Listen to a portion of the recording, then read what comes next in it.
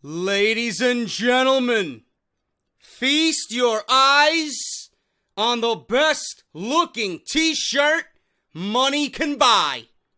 Get Off My TV version 2.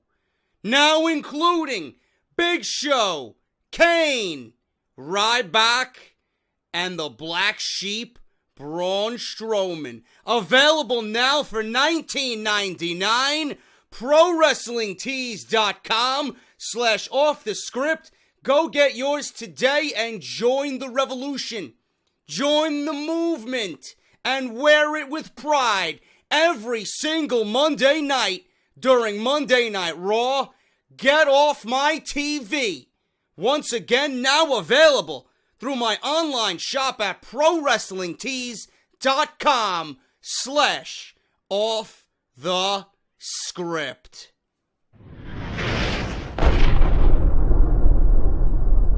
Yeah, I know what you're thinking. Bro. JD, why the fuck do you have Raccoon Mario on your t-shirt? I don't know, bro. Seen it in my dresser drawer. I haven't worn it in fucking 5 years. Why not? Why not wear Super Mario wearing a fucking raccoon costume from Super Mario Bros. 3? Why? Why not? It's off the script. I can do whatever the fuck I want, bro. I can drink my beer. I can fucking wear Mario on my t-shirt. And I can do...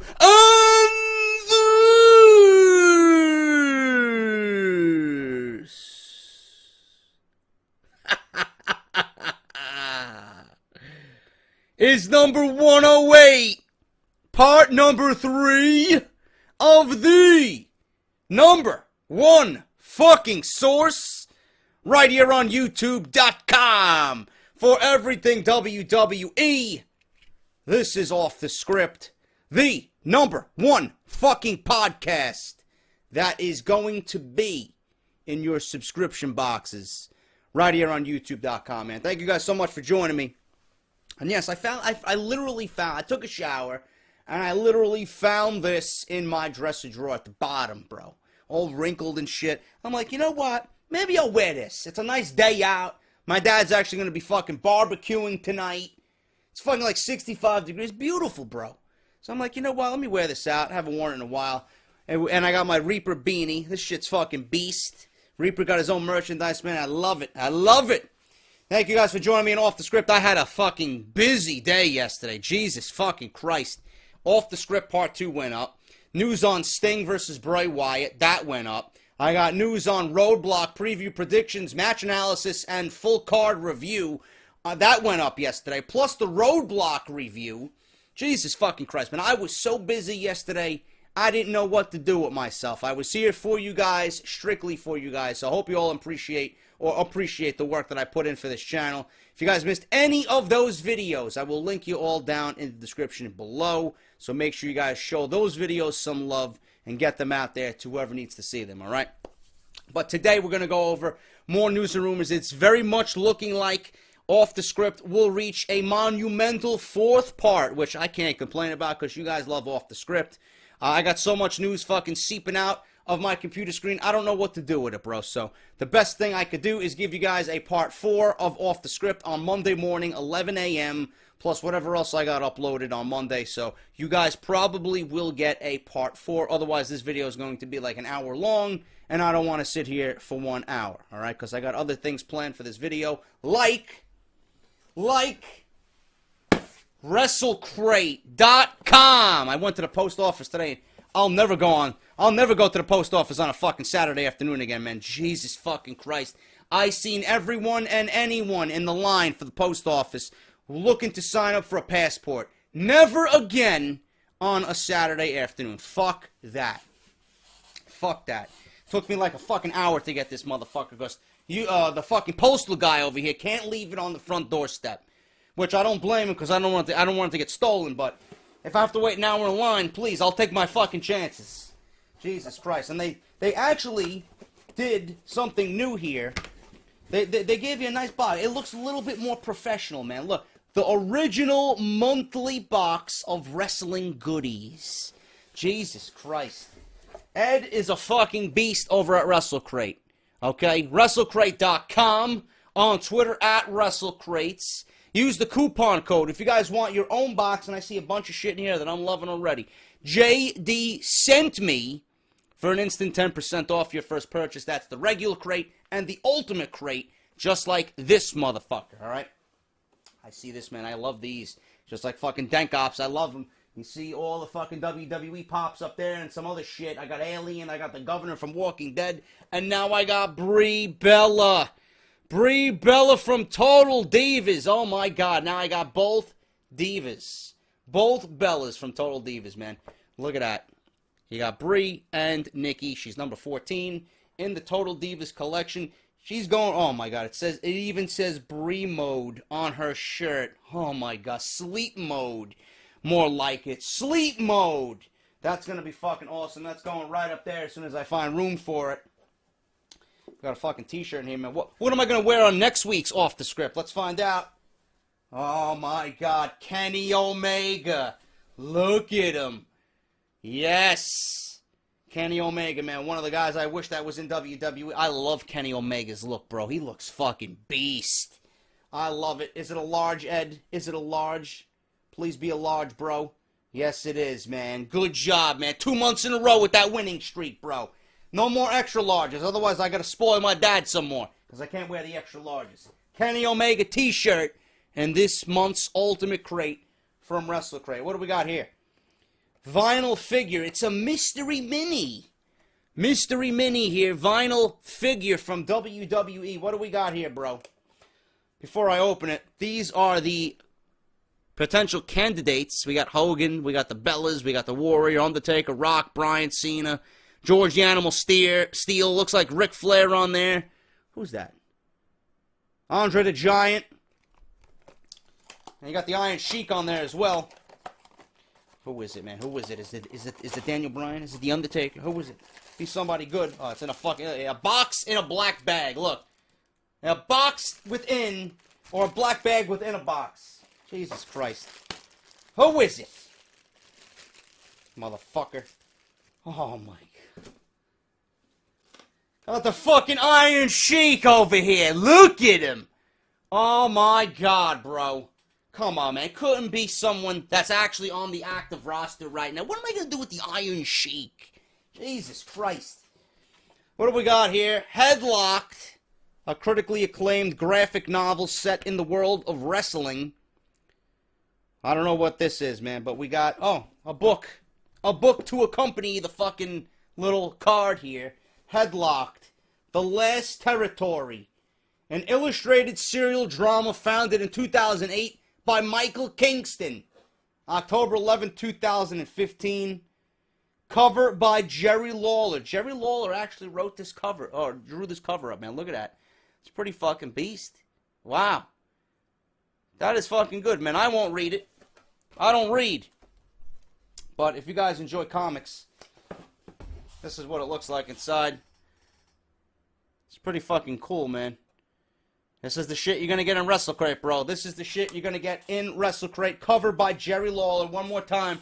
Jerry the King Lawler illustrated that cover, bro. Awesome. That is fucking awesome right there. There you go. Who do we got here? Who do we got here, man? And, coincidentally, we have, this is what you get in the Ultimate Crate, folks. 10% off. JD sent me Jerry the King Lawler. Autographed fucking photo. That is a beast fucking photo of Jerry Lawler, man. Look at that. I got all these collected, man, from every fucking WrestleCrate that I got as soon as I move into a decent fucking apartment and I set up my wrestling cave, my man cave, whatever you want to call it. I'm framing all these pictures, man, and I'm putting them on display. Jerry the King Lawler, autographed, WrestleCrate.com. And then, of course, you got exclusive limited edition calling spots postcard of AJ Styles, man. Look at that. That is fucking awesome. WrestleCrate, again, doesn't disappoint.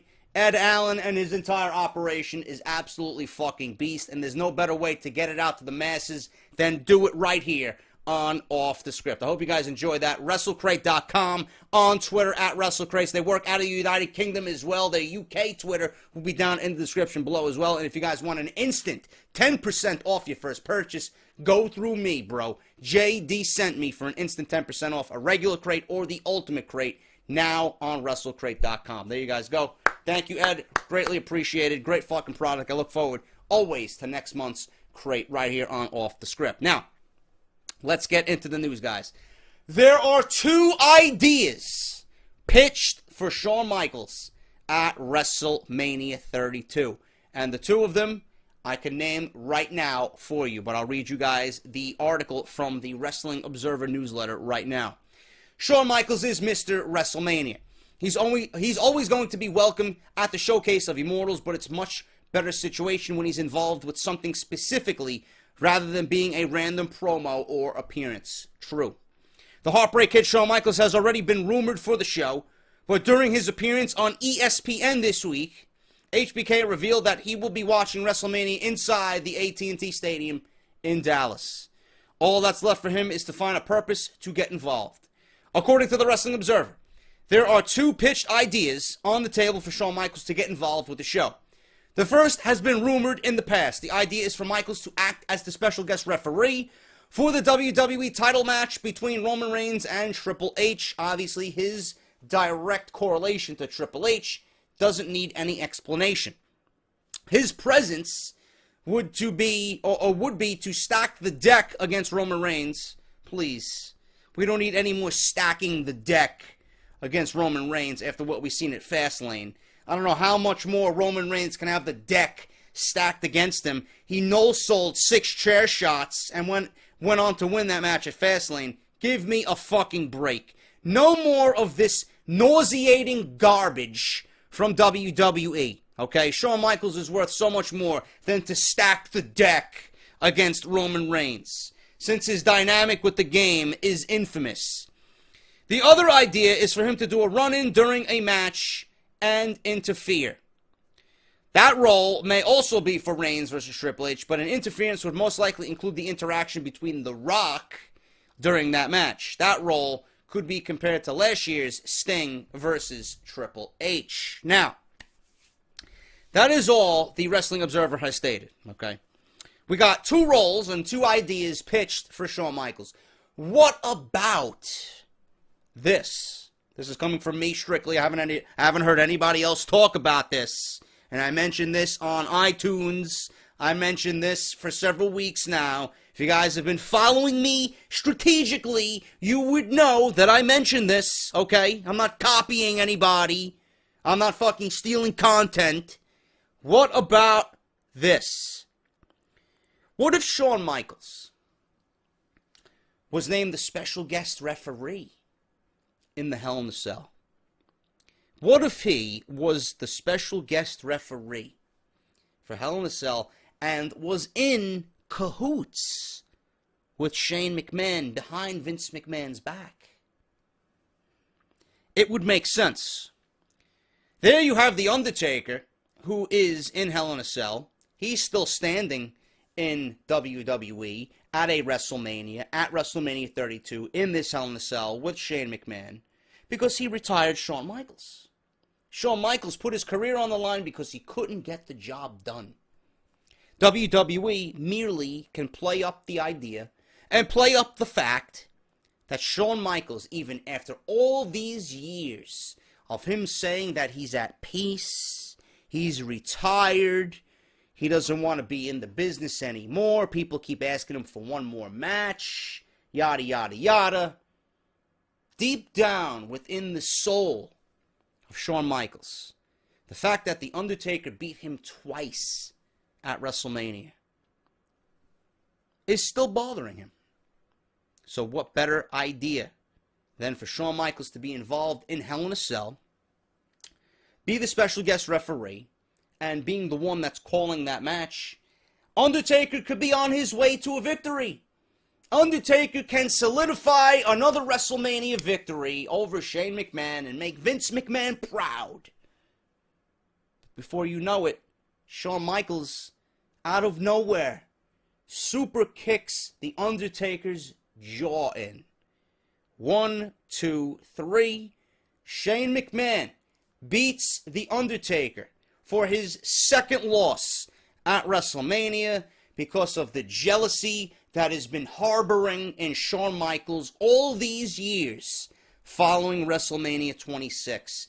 You go through 27, 28, 29, 30, 31, and you finally get to 32. 6 years later, all that frustration that has been built in Shawn Michaels after saying he's at peace comes out in the environment, 100,000 people, AT&T Stadium, Dallas, Texas, and he screws not only The Undertaker, but Vince McMahon, being paid off by Shane. That will be revealed later. I think that would be the best role for Shawn Michaels. Honestly.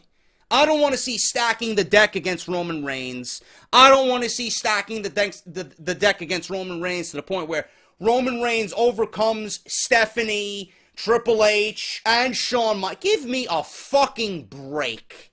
Please. You want to leave WrestleMania throwing up all the Budweiser that you had?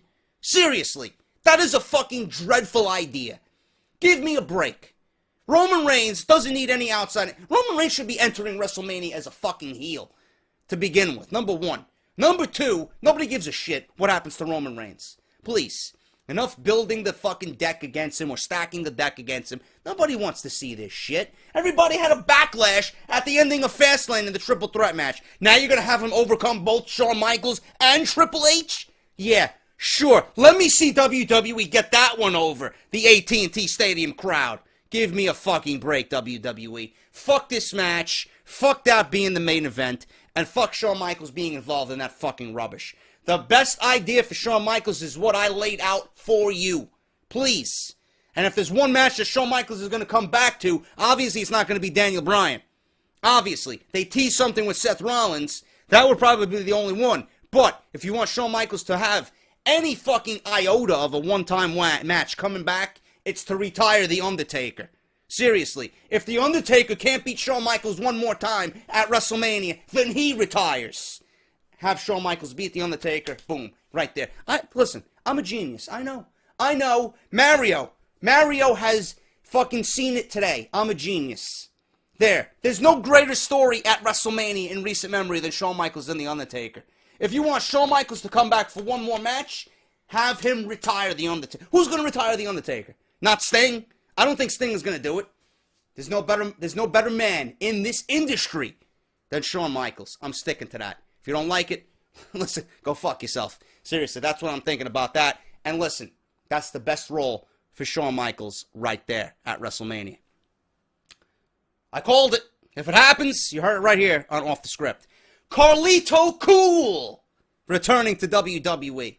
Is this a rumor or is there any truth to this? A few months ago, Los Matadores, God forbid they're on my fucking TV with that little fucking goon, El Torito, were taken off TV to develop something new since their bullfighter gimmick was too cartoonish and didn't really fit the current WWE product.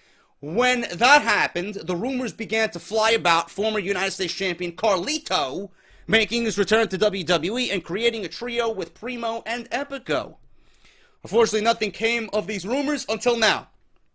Carlito recently appeared on Hannibal TV. I don't know. You're probably doing the same thing I'm doing. I don't fucking know. Hannibal TV, and discussed a variety of different things. During the interview, Carlito commented on a possible WWE return and said the following, and I quote, "Hopefully, if everything lines up correctly, I feel like I'm in the best shape of my life right now. I have gotten a couple of years left in me. It's really up to them. The ball is really in their court. That's where I started. That's where I made my career. I haven't gone anywhere else so far. I'd go back under the right circumstances."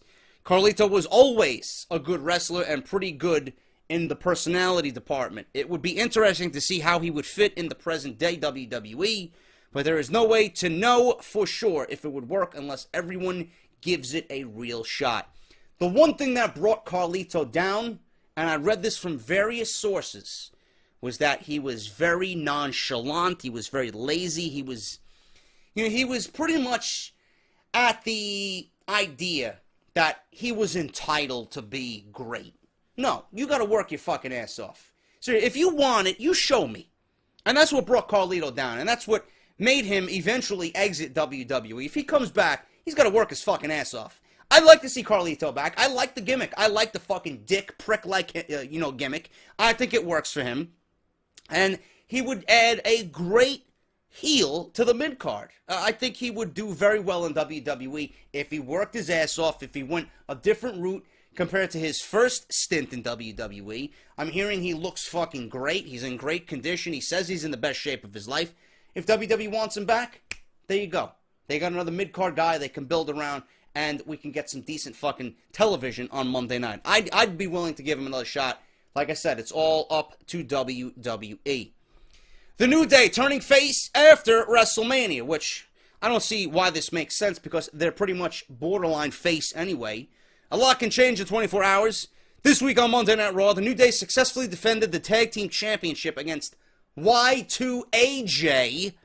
The betrayal and heel turn from Chris Jericho onto AJ Styles has changed the WWE Tag Team division because it seemed like AJ and Chris Jericho were a team that could take the titles from the New Day at WrestleMania.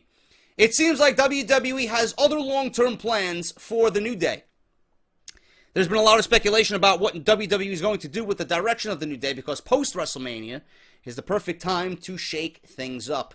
Enzo and Cass, like I've been saying, Meltzer, fucking Christ, when is it happening, bro?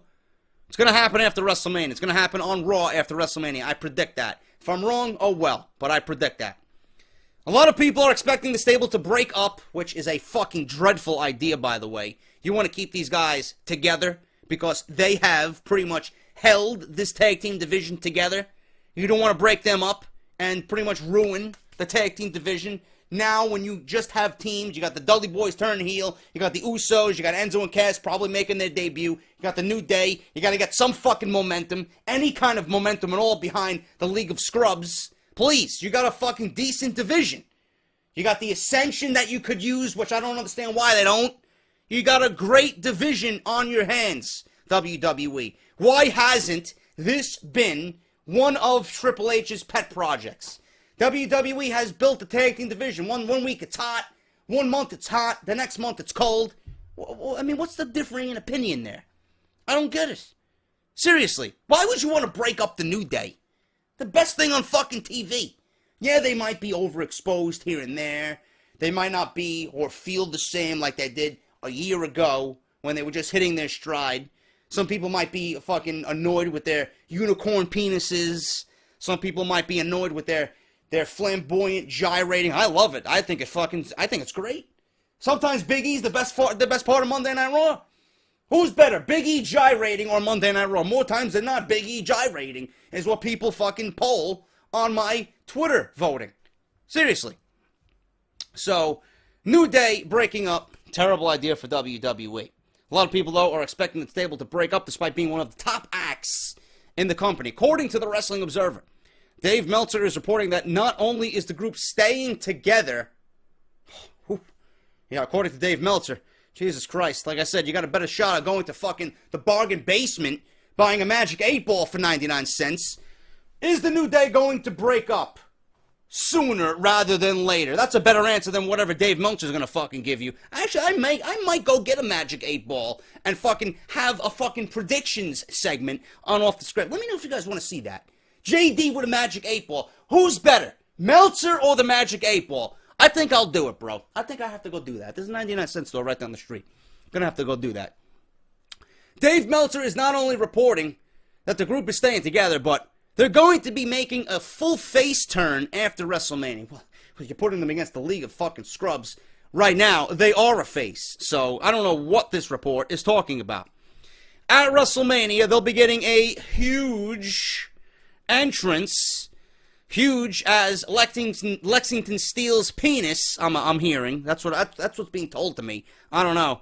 At WrestleMania, as a great reward for the magnificent job the team has done together, elevating the tag team division. If they'll be leaving the event with the tag team titles is another question entirely. Back at Fastlane, the League of Nations got involved with the New Day before the short feud with Jericho and Styles began. Now it seems like the League of Nations versus the New Day is back on for WrestleMania. Both stables will provide a good situation for Big E, Kofi, and Xavier Woods to turn face. It's great. It's going to be great and very interesting to see if Enzo Amore and Big Cass debut after WrestleMania, which I said will be the fucking case. Enzo and Cass will be the ones to take the title from the New Day. That's my prediction. WWE could be planning Lana's in-ring debut for WrestleMania. Probably not going to happen on the main card. I mean, why would it? Who wants to see this fucking rubbish at WrestleMania? Lana suffered a very bad year in WWE. Since WrestleMania 31, she broke up with Rusev, went through a relationship with Dolph Ziggler that ended in a terrible fucking feud, got back together with Rusev, and now is struggling to even get on WWE television. It's a shame when you consider the amount of promise she had to become a strong female character within WWE programming. Now it seems her heat backstage has completely derailed her on-screen character. This week on Monday Night Raw, Lana attacked Brie Bella and has been attacking her around WWE TV just as early as SmackDown with a X-Pac Bronco Buster, or whatever the fuck, front face slam, whatever the fuck they're calling that shit, on WWE SmackDown, which has led some to speculate that they will be facing each other in a singles match. According to Dave Meltzer of the Wrestling Observer Radio, he noted that Lana is not prepared to step into the ring or for a singles match, especially with WrestleMania around the corner. He also noted that there could even be more backstage heat on the Ravishing Russian right now. Meltzer claimed there is a lot of internal stuff going on with Lana right now. Sounds like a Magic 8-Ball answer if you ask me. There's a lot of internal stuff going on with Lana right now. Could you elaborate, Dave Meltzer? What internal stuff? Is she fucking stealing cookies from catering? Is she serving cold coffee backstage? Did she give someone a hand job that was mistakenly not Rusev? What's going on with fucking Lana? There's internal stuff going on. Please, elaborate for us. However, it's confusing why WWE would be setting up a feud with Brie Bella and Lana if there weren't plans to get into the ring. WrestleMania seems like a high-pressure place to have your first match, especially if you have backstage heat with the company. Listen, if you want to put her out there at the pre-show, go ahead. Nobody gives a shit about the pre-show. I don't give a shit about the pre-show. All you give a shit about is WrestleMania and the 4 hours that are on TV from 7 to 11. I don't give a shit what they do on the pre-show. Who's going to watch the pre-show? You got Lana vs. Brie Bella, rumored. Andre the Giant Memorial Battle Royal. Fucking 800 different go-home segments for the fucking show. The same promo package that we've seen with Triple H and Roman Reigns on Monday Night Raw, where he bounced his head off the announce table 67 different fucking times. How many times we gotta see it? Which all will eventually lead to Roman Reigns winning the fucking title anyway. Please, put them on the fucking pre-show and shut the fuck up. Nobody gives a shit. If you care about Lana's in-ring debut, please, there's bigger things to worry about, bro. This is not one of them, okay? And finally, gonna end this week's part 3 of Off the Script. There will be a part 4, by the way, tomorrow. Mr. Anderson is not coming back to the WWE, you fucking goons. There's no reports about him coming back. I don't give a shit who you heard on here. He's not coming back. I got the full story on everything regarding Ken Anderson and his termination from TNA. And finally, NXT head writer added to the SmackDown creative team. Dave Meltzer noted on the latest edition of the Wrestling Observer Radio Show that NXT head writer Ryan Ward has moved on from NXT and is now part of the creative team on SmackDown. WWE has already taped episodes of NXT TV that will air up to TakeOver Dallas. There is no word on who will replace Ward as head writer. Hashtag JD for NXT. That's all I gotta say about that. Get me in there, bro. Please. If it eventually leads me to fucking being head writer for SmackDown or a fucking creative writer for SmackDown, get me in there, bro. Hashtag JD for NXT creative writer. That's all I gotta say about that. But Ryan Ward's been doing a beast job. Fucking simplistic writing, the best kind of writing. It makes sense. It's easy to follow. There's no fucking confusion. It's no cluttered mess. Hopefully, him, and along with the Road Dogg and Michael P.S. Hayes and all those other fucking goons over there, hopefully they take his ideas into consideration in making SmackDown a better show, but only time will tell. This is a good get for SmackDown. He got promoted. You got to be happy for him. He moved up from NXT to SmackDown. He's probably making more money for himself. It's great to see his talents now with the main guys on the main roster, but the question looms, who is going to take over creative writing for NXT? Right here. I come at a cheap cost, bro. Move me down to Orlando. I'll move. I'll quit my job. I'll fucking say peace out to whoever I'm working for right now. Go fuck yourself. I'm working for Triple H and NXT. That's a dream come true, man. That's a dream come true. But NXT writer Ryan Ward now moved on from NXT to SmackDown. Hopefully he will do a damn good job for SmackDown. Hopefully we see the changes that he could potentially make on TV. But that is Off The Script, guys. Thank you so much for joining me on Part 3. There will be a Part 4. I got news on Titus O'Neil. I am not quitting WWE despite Batista's advice, but he will be leaving WWE when his contract is expired. Also got news on Ryback. Many backstage feel like Ryback is being buried. Can't say that I blame them. Can't say that I'm not for it either. Ryback just fucking sucks. King Barrett currently has a lot of backstage heat. For what? I don't know. And Ken Anderson released by TNA after failing drug tests and being intoxicated during a match with Eric Young. I got the full fucking story. It's going to be the top story on Off The Script. Tomorrow, special episode number 4 for number 108. Part number 4, I should say. Episode 108. Thank you guys for joining me right here on Part 3. 11 a.m. tomorrow. Don't go anywhere. More Off The Script this big Roadblock weekend right here on YouTube.com. If you enjoyed the video, hit that thumbs up. Leave me a comment down below. Share the video. Do what you got to do. And I'll be back on Monday morning with a first ever Off The Script on a Monday morning for Part 4. I'm JD. This is Raccoon Mario. And I'll see you guys on Monday morning for more Off The Script. See you later.